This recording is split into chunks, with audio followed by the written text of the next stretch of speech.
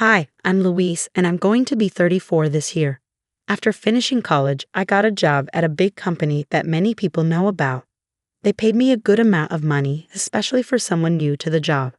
But it meant I had to travel a lot for work and often had to do extra hours, even on holidays. It was tough, but I liked feeling like I was doing something important. When I was 28, I got promoted to be in charge of a whole department, which was pretty cool, especially since it's not common for women to move up that quickly. About 4 years ago, I got married to my boyfriend, Brian. We'd been together for 2 years after meeting through a friend. I wasn't really thinking about getting into a relationship, but my friend thought it was a good idea to introduce us. I never really imagined myself getting married or having kids, but Brian was really keen on it. He said he wanted to get married soon and have kids before we got too old. I wasn't ready for that at all. I had just gotten promoted, and the idea of getting married and having kids felt too rushed. So whenever Brian brought it up, I told him we needed more time to know each other better, and that marriage meant thinking about more than just the two of us. Brian then suggested, "Okay, let's wait 2 years before getting married. By then, we'll really know each other, right?" At first, I didn't think we'd last that long. But surprisingly, we did end up dating for 2 years before tying the knot. Throughout our relationship, Brian was loyal, didn't have any gambling habits, and always treated me kindly and sincerely. I admired his strong work ethic and how he always put effort into everything he did. But there was one thing that bothered me a bit: his big ego. Whenever someone at work, especially a senior, pointed out his mistakes, he'd come home ranting about how he didn't need to be told what to do and that he always thought his way was the best. Listening to him, it was obvious that he was being criticized for his errors, but it seemed like he couldn't handle being corrected, whether it came from a superior or not. When we decided to have a dinner with both our families to celebrate, Brian chose a really expensive restaurant that cost over $200 per person. He then asked me to split the bill with him because it was so pricey. I suggested going somewhere cheaper, but Brian insisted, saying it was important to make a good impression. I felt frustrated because it seemed like he was worried people would think he was cheap if we went somewhere less fancy. I thought to myself, if he's worried about that, he should pay for it all himself. But Brian explained that his salary couldn't cover the whole bill for 8 people, maybe just 3 at most. So he asked me to cover the remaining 5, meaning I had to pay more than half. It didn't seem fair to me, especially since we were both bringing 4 people from each of our families, totaling 8. Brian wanted us to go to a restaurant that expensive, but he couldn't even cover his own family's part of the bill. I wasn't happy when Brian suggested the expensive dinner plan, and I was even more confused when he announced to everyone at the dinner that he would pay for everything. Although I had doubts, everyone seemed pleased, so I decided to go along with it and let him take charge. But looking back, I think I might have made a mistake. I regret not reconsidering my marriage to Brian, who was so full of himself. After we got married, his behavior towards me changed completely. He started talking down to me all the time.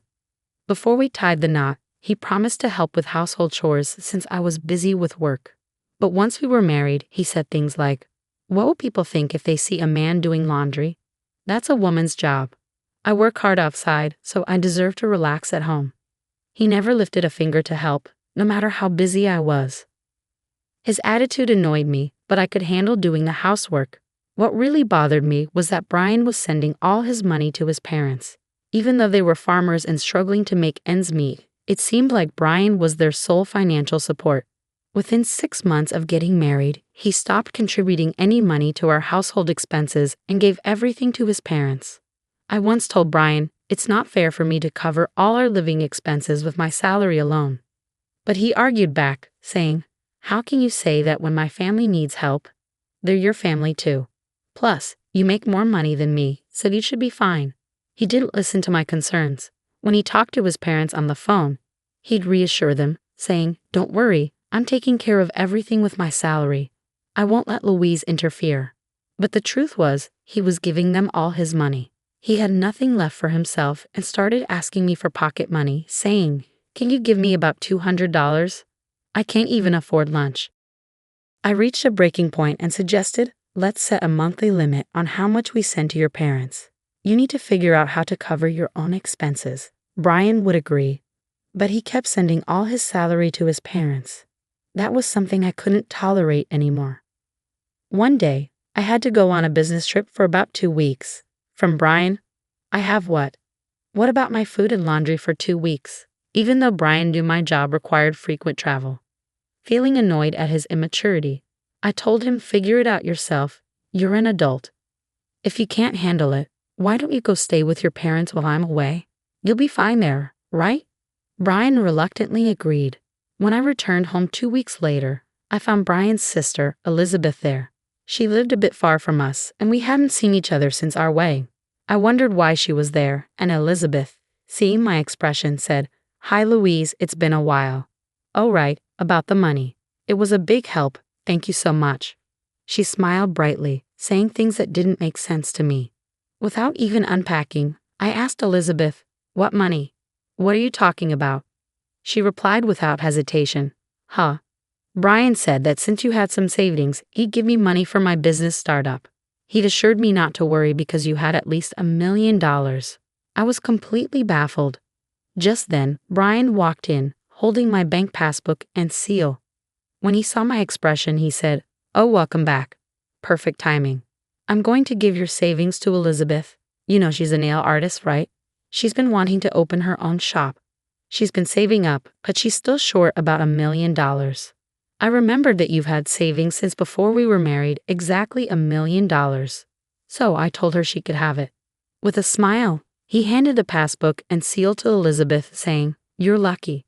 This will help make your dream come true. Show some gratitude, okay?" I couldn't hold back anymore. I snapped, "What are you talking about? That's my money. Why are you deciding this on your own? I could understand if you said you lend it. We'd need a legal agreement and a plan to pay it back, right? You can't just give away someone else's savings without any discussion." I grabbed the passbook and seal back from Elizabeth.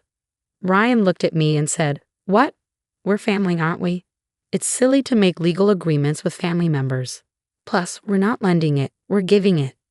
You never spend any of your money because you're always working, right? It's a waste to just hoard it. Elizabeth has a dream. Isn't it more meaningful to use it to help her?" Then he gave me a stern look. Upon hearing Brian's words, I realized that he was impossible to reason with. I felt like continuing the conversation was pointless. But then Brian dropped a bombshell. "This money is too good for you, so I'm giving it to Elizabeth. You'd only waste it. You can just work and save up again, understand? If you still want to argue, we'll get divorced." Seeing this as an opportunity, an idea struck me. Without hesitation, I replied, "Fine, let's get a divorce. I'll prepare the papers and send them to you. I'll come collect my things soon. Until the divorce is final, I'll stay at a hotel. Goodbye for now." With that, I grabbed my luggage from the business trip and swiftly left the house. Brian was shocked by my sudden decision. Soon after, he bombarded me with texts, begging me to come back and even saying that Elizabeth would forgive me if I gave her the money. I ignored all his messages. Who does he think he is? The next day, I went to the city hall and sent the signed divorce papers back home. Despite this, Brian kept texting me, asking if I was really sure about the divorce. I simply replied, "Please submit them as soon as possible," and ignored the rest of his messages. Surprisingly, the divorce was finalized quicker than I had anticipated. A week after the divorce was official, I waited until Brian was at work and then moved my belongings to my new house. In his text about the divorce papers, Brian had been rude, calling me names and saying we were now strangers. So I decided not to take most of the furniture and appliances from our old home. Instead, I deposited half of the small savings I had accumulated during our marriage into his bank accounts and left it there. That night, I received numerous calls from both Brian and Elizabeth. At first, I ignored them, knowing what they were about. But eventually, I answered and Brian immediately started shouting, demanding to know why there was only $800 in the account. I calmly replied, "I split the property as we agreed. We originally had $1,600 in our joint account, right? So I left you with half of it, which is $800. And since all the furniture and appliances were bought after we got married, I left them behind." That's fair, isn't it? Just to clarify, I ended up with less than Brian. But he wasn't convinced. He insisted, "You're supposed to have $1 million in savings, right? So half of that, $500,000 should be mine. Plus, you got an inheritance from your grandfather, right? Half of that should be mine too. I was stunned and couldn't help but laugh. I had seen this coming, otherwise Brian wouldn't have agreed to the divorce so easily. Trying to hold back my laughter, I explained, Brian, the division of property only applies to assets acquired during the marriage. My savings from before we were married and the inheritance I received aren't part of that. I consulted a lawyer and I divided our marital assets fairly. And remember, all the money we saved during our marriage was actually earned by me. You never contributed to our expenses. So be thankful I divided that. Brian accused me of lying, saying that can't be true. You're trying to trick me. Give me what's rightfully mine or I'll sue you. He yelled desperately, but I remained calm and replied, if you want to sue me, go ahead. I've been fair and I haven't deceived you. I'm not afraid of being sued. Hearing this, Brian panicked and said, wait, let's forget the divorce. I was wrong. Please come back to me. He completely changed his tune and begged for reconciliation. I responded firmly, the divorce is finalized and I have no intention of reconsidering. This is serious. Then I informed him, if you plan on staying in our old place, you'll have to cover the rent yourself. It's about $1,800 per month, which you probably didn't realize because you've never paid it. Brian weakly admitted, I can't afford that. If he can't pay, then it's his problem. After that, it seems Brian moved back in with his parents because he couldn't afford the rent. Unable to cover the moving costs, Brian sold the furniture and appliances I left behind. His parents thought Brian was making good money and welcomed him back, thinking it would make their lives easier. But without my income, Brian couldn't support them as much as before. And it seems he's struggling to adjust to living there. It seems Elizabeth's plans for her business were affected since she couldn't access any of my savings. She had to stop her preparations, causing her a lot of frustration. Brian also faced difficulties from Elizabeth, but that's not my concern anymore. I'm concentrating on my work and enjoying living independently. I've had my fill of marriage. Brian still sends messages, expressing his desire to reconcile. But I ignore them completely. It's almost amusing to hear him update me on his situation from time to time, so I've let it slide. However, I'm planning to block him soon.